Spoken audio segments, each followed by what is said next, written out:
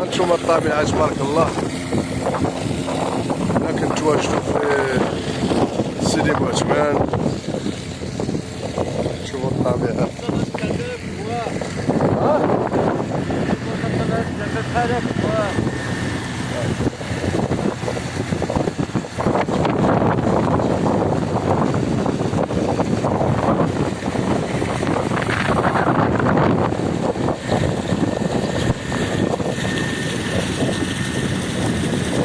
ندير معكم عبد الإله.